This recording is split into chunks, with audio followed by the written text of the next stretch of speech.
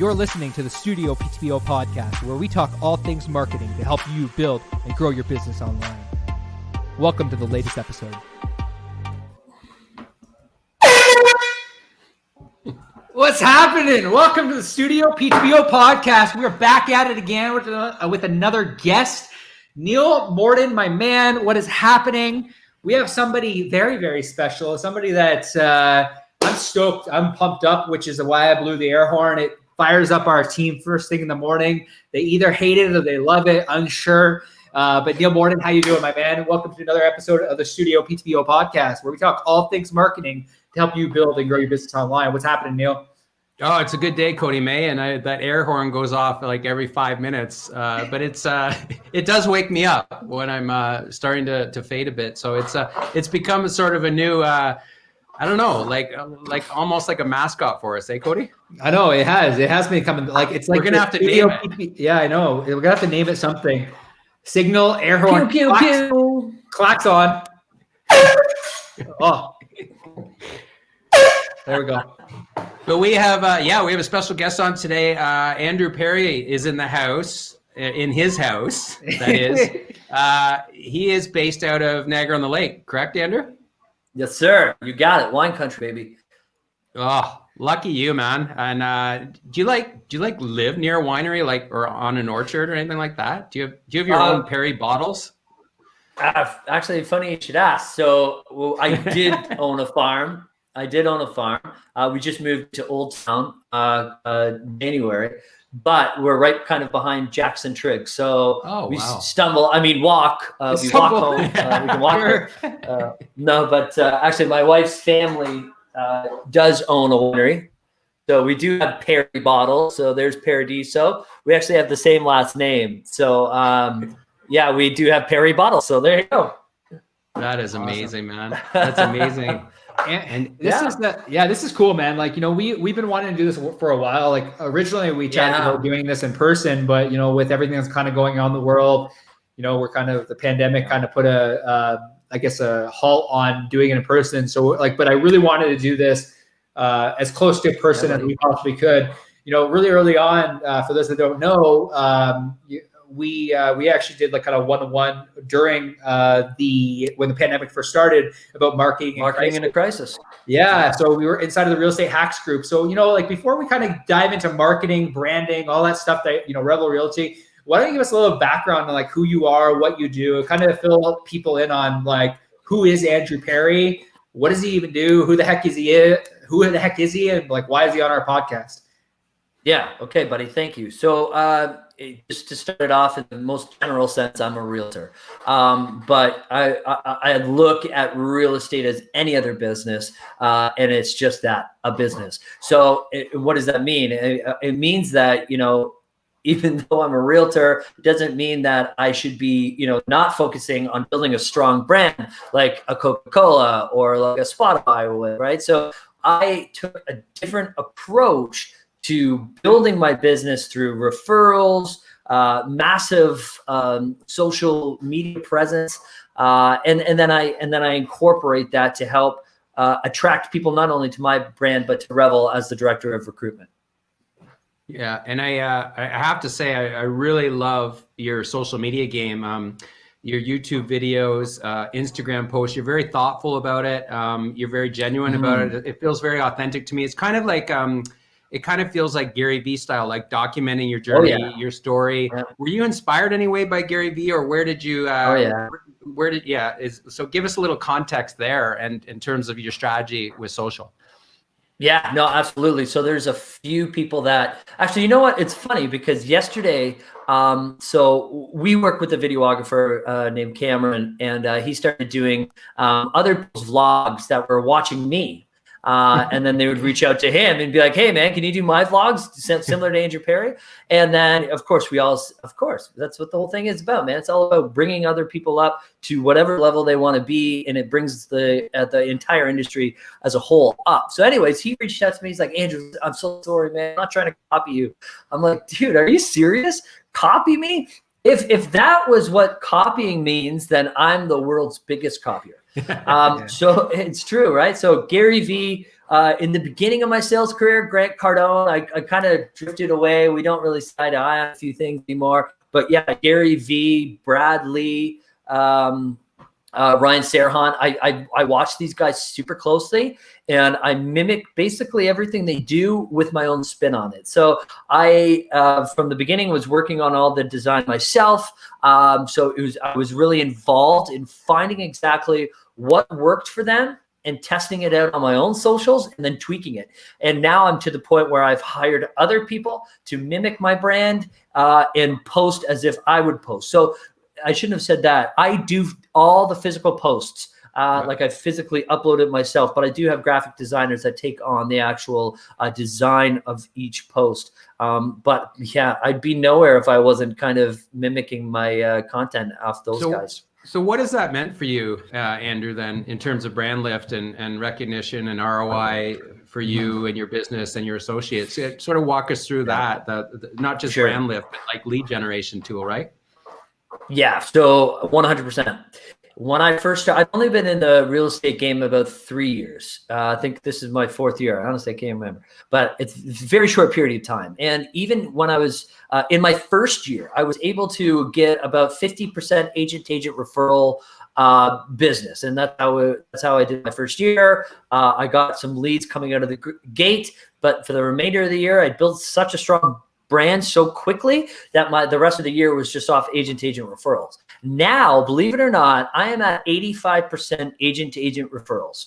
So what that means is that when an agent from out of town or in a different country says, hey, I've got clients thinking of moving from or to Niagara, who's the best there? I get tagged. If they're not, most of the time they don't even have to ask it. They know now that I'm the one that they want to represent their clients. So that means a lot to me. And most people don't ever reach that amount of business from referrals ever. So I'm humbled by that, but it also takes a lot of work. So what I have done is invested a lot of time into building a brand that every time somebody closes their eyes and thinks Niagara, they see my mug. And I feel sorry for them, but it works out for me. And so in terms of ROI, I've justified it down to about 85% agent-to-agent referrals. That is in the direct correlation from how I market myself. It's really interesting because, like you said, you have that omnipresent approach where you close your eyes and you think, when you're talking about Niagara, you think, Andrew Perrie. So I'm really interested, how quickly you built your brand over the last 3 years. And we work with a lot of realtors as well as a company, but we also work with a lot of just passionate, energetic entrepreneurs, which is why we're working with you. You're a passionate, energetic entrepreneur. So I'm really curious, what are 3 key tactics that, whether it be an entrepreneur, whether it be a marketing rep, whether it be a real estate agent, that they can actually apply inside their business in order to get to where they want to go and build their brand quickly? You're looking at you have a team now. So I'm really interested to hear what those 3 tactics would be in brand building. Okay, so number 1, and this is the most important one. So the number 1 tactic that I tell everybody to start implementing right away. It's look, what's the most popular pages on Instagram right now? And I met this guy through you, actually. His name's Derry. He does woodworking. He's out of Peterborough. And, he was in construction all his life. And we got added to the StudioPTBO marketing hacks group. And I met this guy, and I'm bragging about how good I am on Instagram. And this guy, Derry, comes in with his screenshot, and he's doing 100,000 views per post, basically. He's getting thousands of likes. And I went and started to investigate. And so in his title, he's a woodworker, but you don't see him posting cabinets or tables or the standard things that you would hire a carpenter or a woodworker for, right? He is popular because he creates these kind of epoxy glass, a mixture of wood, and it's so unique and it's so niched that is why his account has exploded. So to get back on track here, number one is find your niche, find what you're passionate about. In some cases, find your super niche. So for me, it was luxury. That's what I wanted people to know about me.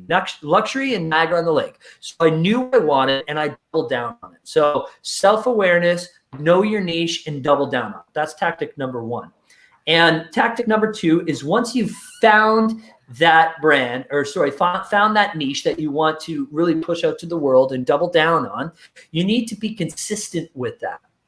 Doesn't mean that you need to post the same thing every day. I'm not saying that because that's bad. What I'm saying is that you need to be conscious in the variety of content that you're putting out there because it must remain consistent to that niche. So find your niche, be consistent with it. And then my third one is leverage. So once you start building out your brand and you're growing your business and you're out in the field and you're selling, is now you've got to find leverage. Okay, so what are you good at? We know what you want to be an expert in, but now we need to know, okay, what of that aspect are you actually good at? But for me, yes, okay, I'm a well-known realtor here. People know that I'm very well service-oriented, but for me, that's not my overall passion. My overall passion is marketing and branding. So what I've done is I've hired a full team to help out with my buyers, help out with my clients, and make sure that they're serviced the way I would service them when I first meet them. And then that way I could focus on building a stronger brand, which in turn helps those clients in the overall anyhow. I want to jump in here really quickly before you ask your question, Neil, because I think that anyone listening that's an entrepreneur, that is a passionate business owner, there's something that you said at the end where I think that we chat a lot about the automate, delegate, remove. It's something that we've been chatting a lot about lately, about this idea that start to automate or delegate or remove non-needle moving activities so that you can focus on the thing that you're super passionate about. So if you're super passionate as a business owner about marketing, find those things that might even be needle moving activities in the business, but you're just not super passionate about, and begin to automate, delegate, or remove them. So there's something really key there that you said, in order to grow a brand, if you're not passionate about marketing, you need to find somebody who is passionate about marketing that can help you grow your business in the online space. So that's great, Neil. I'll let you take over there. Yeah, and just the fact that you're not taking it all on yourself by delegating, but you were talking about people and building teams. Super curious to hear your lens on that, your ethos on that. How do you build teams? What do you look for in people? Because you've said on a few Instagram posts, you're only as good as the people you surround yourself with. So what does that look like in your world? That's a really good question. And you've asked the right guy. And it's not because I have it super figured out. It's because I don't and I didn't. So last year, I still don't. You never do. But last year, I hired 3 guys right off the gate. I'm like, okay, you know what? I think I only did like 17 deals, and I decided to start a team. And I started this team too quickly. I started it too passively, I guess you could say, or nonchalant. We didn't take it as seriously as we should have. So there's no contracts in place. There was no systems in place. There was no job description, really, right? So we hired them on too fast. I wasn't able to service their needs as a team member, and so for that reason, I failed them and I failed myself. But what that led to was me finding out, okay, what do I need to get a team off the ground in order for them to be happy, for me to be happy, and for my clients to be happy? So from there, I took, I don't know, maybe 6 to 8 months off trying to build a team. And I started from the very basics. So I found myself a full-time assistant. And that's what I think everybody needs right off the bat. Before you start to go hire, from the real estate standpoint, a buyer's agent or a listing specialist. I don't really know how to relate that to any other business or for entrepreneurs that are listening to this podcast right now. But from my perspective, what I needed was somebody to take over the majority of the administration. So if you're a business owner right now and you're feeling overwhelmed, you're trying to make sales, you're trying to clean the shop, you're trying to do this, do that, do this. I know you're supposed to, as an entrepreneur starting out, you're supposed to wear all these hats. But if you're to the point where you're not getting the business you want because you're losing clients, then you have an administration problem. And that's where you need to start first. And that's where I started first. And that led me, I made the investment. I hired a full-time administrator and my business doubled. And then I was able to properly service my new team members. And now I have a team of Amanda and Brandy and Becca. So I went from all guys to all girls. That was not intentional. It's just how it worked out. And we are killing it and we're happy and, we're enjoying the process. I love that because, what was entangled in that entire conversation about building a team with systems and processes. And I find so often that, even as a business owner myself and like even our team, there's so much noise and pressure when you don't have a plan. And there's so much noise and pressure when you don't have a system and a process in order to get to where you want to go. It's like one of my favorite people in the world, Brendan Burchard, often says, it's great to have a vision. It's great to have a mission, but what is the plan? Like, how are you going to get there? Like, what are the actions you're going to take on a daily basis, on a weekly basis, on a monthly basis in order to kind of get there? So I'm curious, like, what were the steps that you took in order to build this team? Like, was there, obviously you hired the admin person, but how did you find the right people versus finding the people that may have not been the right people? Like, so because you've gone through kind of this journey of, finding the wrong people, which we've been there too. Me and Neil have been there. We've hired the wrong people. And we know that when we find the right people, the business grows. When we have the systems, the business grows. When we have the processes, the system grows. I'm curious to know how do business owners, how do real estate agents that are looking to grow a team find the right people that fit in with their within their ecosystem, within their world? And to add to that, Andrew, yep, I'm sorry, to add to that, how are you able to hit pause? Because it seems like you said, full stop here, I'm going to recalibrate. So add that to your answer as well, because not everyone can do that, or maybe they can and they don't know it. Thanks. Well, when we hit pause, it was more, I wouldn't say it was a pause. It was like I was driving down the street at 100 kilometers an hour and I smashed into a wall. Because basically we had a team meeting and everybody on my team was like, fuck it, I quit. And they're like, oh, that's what they basically, right? I mean, I had some indication that maybe I should let go one or two people and trim it up a little bit, but they had this feeling long before I did and came to me first. So it wasn't an intentional thing like, okay, let's put a pause. It was more of we were forced to pause. But again, that was one of the best things that could have ever happened in my business. And then to go back to Cody's question. So how did I find the right people? Honestly, I don't even know if I found the right people yet. I feel good about the choices I've made. And so far it's working great, but I'll take you through the process. What I did was I put an ad out. I didn't advertise it. I didn't put any budget behind it. I just wanted to go to my own community first. So I emailed my office and then I also posted on my Facebook. I got over probably 20, 30, 25 people in the first couple of days that really were interested. They were seeing what I was doing online and they wanted to be a part of it. And I got some responses from our office. We ended up going with 2 realtors from our office. In that ad, and I think this is kind of what you're looking for here, Cody. In that ad, I said, I'm looking for a self-sufficient realtor in the business, minimum 3 years, has, some ability to run their own content, yada, yada, yada, point, blah, blah, blah. And what we ended up going with were 2 realtors who were self-sufficient for sure, but were still in the point of their career where, they could really use me to help boost them in terms of, contracts, marketing, branding, everything that goes along with becoming a realtor. But those realtors, one was only in the business 2 years. So it wasn't about sticking to my point. It was about sitting down with somebody, finding out their goals, finding out my goals, seeing how they aligned and if they aligned together, and then using my gut or my intuition to kind of make a decision there. So the first 2 people I sat down, great on paper. We just didn't work well together. And I could see that being an issue. And, the next one was great. The next 2 were not so much.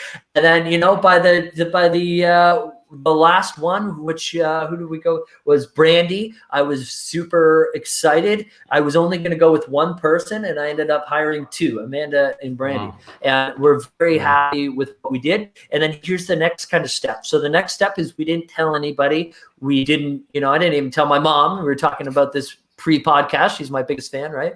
She didn't even know about it. But no, we did it.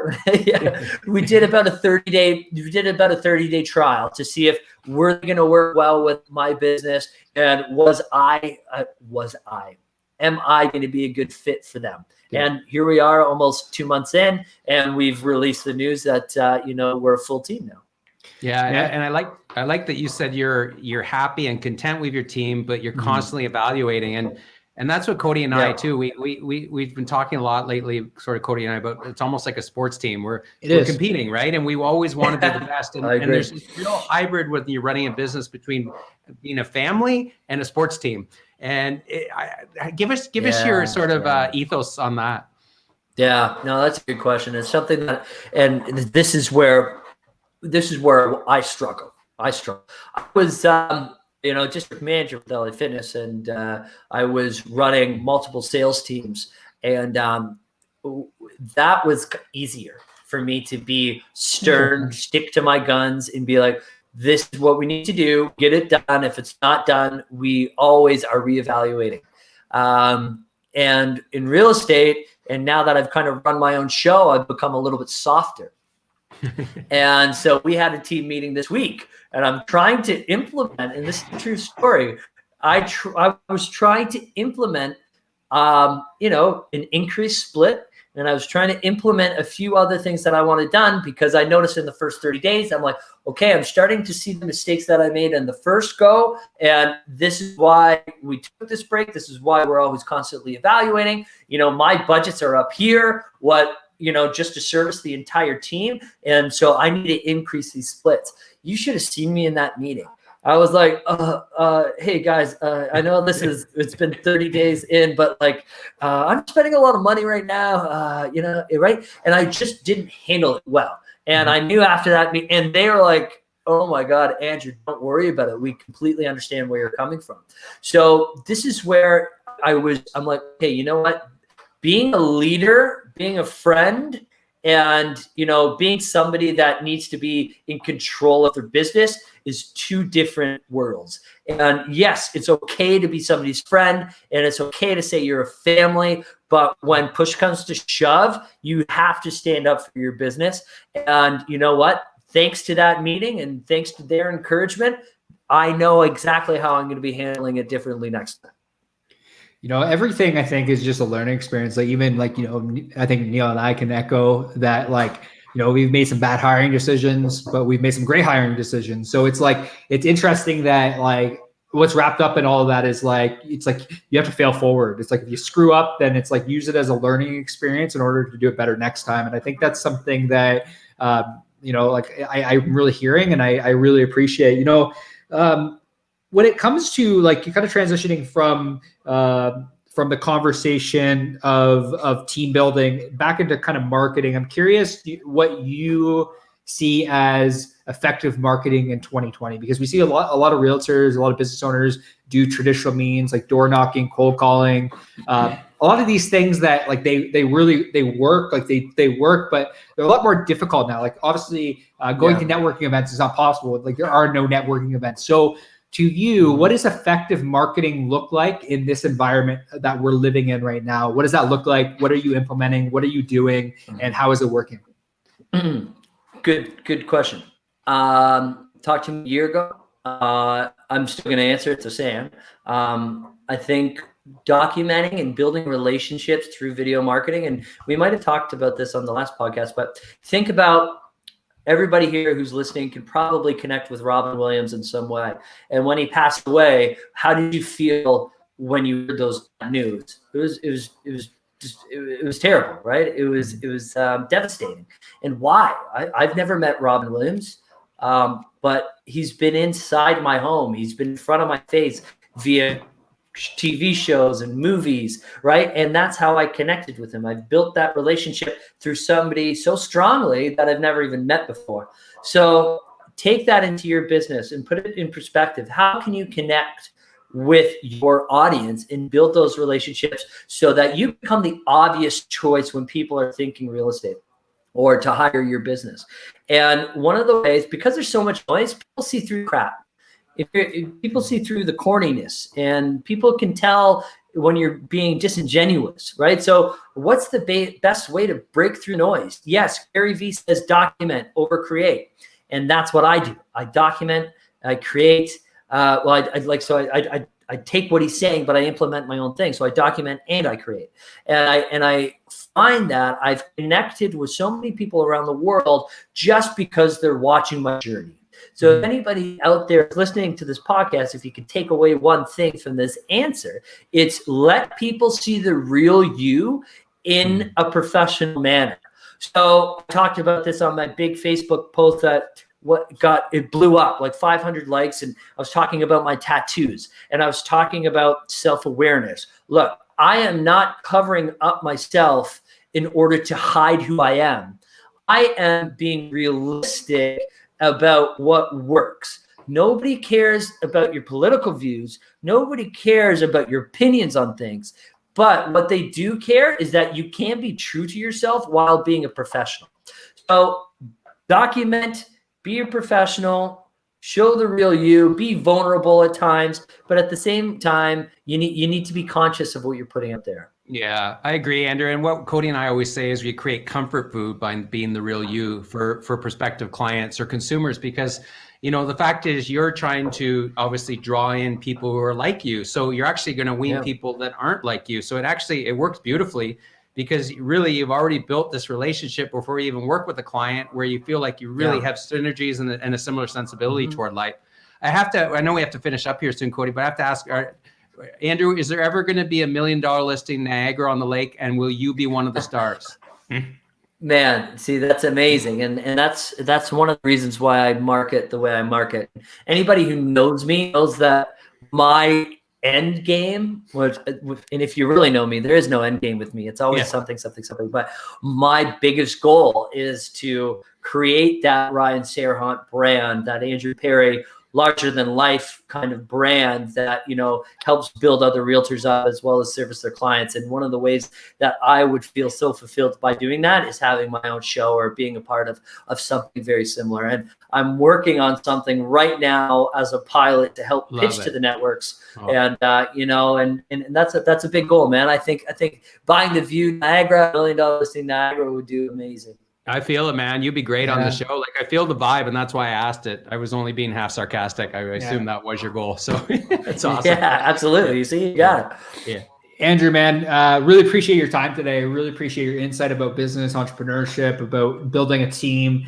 And, you know, if somebody were to want to reach you, where is the best place that they can find you, especially if they're in the Niagara area and they want to hire you to actually list their home or to buy with you? Where can they reach you? Where's the best place to find you?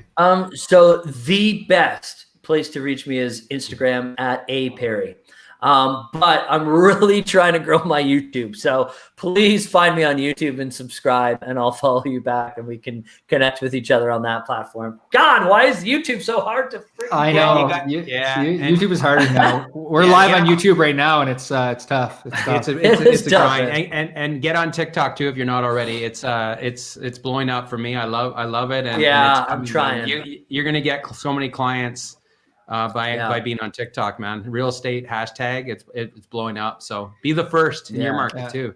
But man, Andrew, this was awesome. Yeah, this was great. Andrew, thank you so much for your time. And thank you for tuning into the StudioPTBO podcast. If you're a passionate, energetic entrepreneur that's looking to grow, scale your business in the online space, love you having you inside the StudioPTBO Marketing Hacks group.